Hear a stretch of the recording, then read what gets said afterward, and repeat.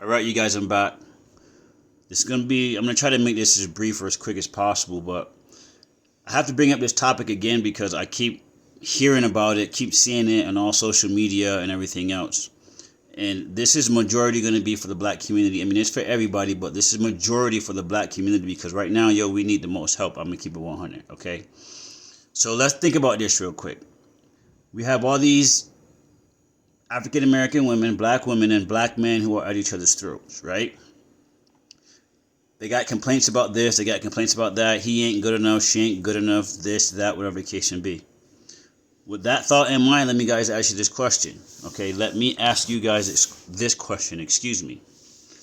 How many single moms out there right now that have been a single mom, say for the last 25 or 30 years?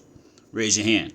Obviously, I can't see you, so I don't know if you're raising your hand or not. But statistically, okay, a lot of black women have been single moms raising single men, or, both men and women, but I'm bringing the men to the table to make a point, okay?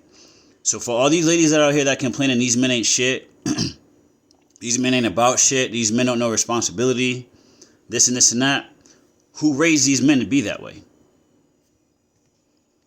You get what I'm saying? Y'all complaining so much about what these young men ain't. Well, who raised them? A black woman. So if y'all mad at how a black man came out or a young black man came out, his respect, his morals, his this, who raised him? Okay? We got to stop letting social media, we got to stop letting other people interfere with how we live our lives, how we become one. Because right now we at each other's throat and it ain't even our fault. Let me explain. Okay? If you look back in the 60s and 70s, how were the young black men then? Despite everything that they were going through in life, they still had family. They still had a father in the picture to teach them right from wrong. You get what I'm saying? Oh, and in those times we were getting stronger. Think about that. I wasn't born to the end of the 70s, but I do a lot of reading, okay? I study a lot of history. And if you go back and you look at how the young men dressed back in the day, you get what I'm saying? How the young men were reprimanded by their father. Not their mother, but by their father when they did something wrong. Okay? We had back in the day young men knowing how to open up a door for a young lady. Both going in and out of a restaurant or into a vehicle, whatever to have you. We had men that knew how to walk a lady on the side with her, walk a lady on the sidewalk with her on the inside, showing protection. We don't have that today. Today we got women saying, yo, don't hold the door for me, I got it. Or I don't need you to do this, or I don't need you to do that. But that same lady or her friend or her daughter's friend is the same one that's going to call the young man that she raised sorry. Oh, he ain't about nothing. He can't offer me nothing. They all the same. Who raised him? So who do you blame for him growing up that way? Think about that. I'm just keeping it 100. We so much at each other's throat and we're not recognizing or realizing why. Okay, we are not the problem for the way that we're turning out like they say. Okay, in a way, yes, we are, because we're allowing them to dictate how we live our lives. The music, the TV, videos, the people that they admire who are being handled by other masters themselves in order to bring us down. But we allow it. You got mothers out here that's doing videos with their young daughters. What kind of shit is that? Is you showing your daughter respect, how to respect herself? You understand what I'm saying? Y'all got men out here who don't even want to be bothered with their own kind because of how they were raised, because of how they were taught. Who taught them? Where did this come from? You hear older ladies from way back. I'm not disrespecting anybody, but like I said, you start from the 50s coming down up until the end of the 70s, 80, 85, when things started to change. Right or wrong. But those ladies had respect for their men. They had families. These relationships last for some 30, 40, 50, 60 years. But those women weren't disrespecting themselves. The men knew how to talk to their women to work together to establish a family plan. Today, we don't have that. You know what I'm saying? Today, we got OnlyFans. You know what I mean? Today, we got go sell whatever, you get what I'm saying, to make it happen.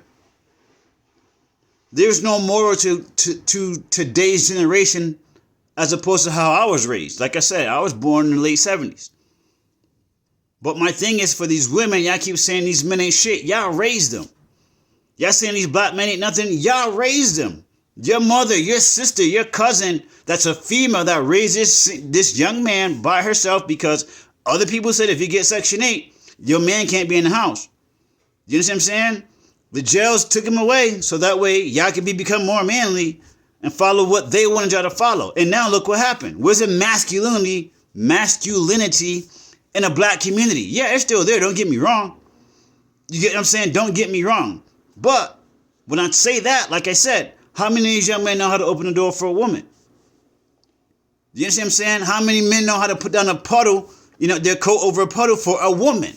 These are things that these young men ain't taught or were never taught because their mother never taught them that.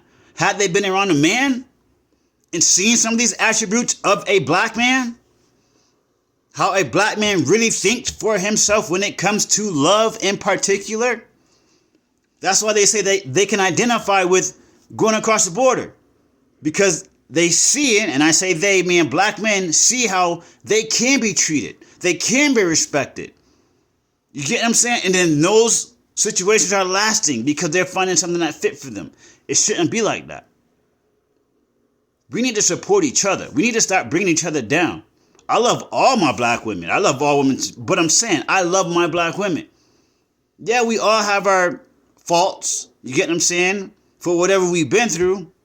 But in our reality, how did it start? How did it happen? All these men ain't shit. Well, women raised them. Remember? The man was taken out of the house. So if these men ain't shit, who you got to blame? You want to talk about no offense to nobody, but a lady running the country, I just made my point right there. If all your life you raise a single man and he turned out not to be shit and other people ain't calling him shit, what are you going to do? Let's keep it 100. What are you going to do? You couldn't raise your son to be a man, you get what I'm saying? And you're mad about it. Whose fault is that? You're going to say it's not mine because his dad wasn't there. Well, who took his dad away? Was it Section 8? Was it some kind of deal you made so that way you figured you'd get more money? Oh, I hit something there, huh? I'm talking about money. Think about that for a minute. Like touch, healing hands. Love y'all.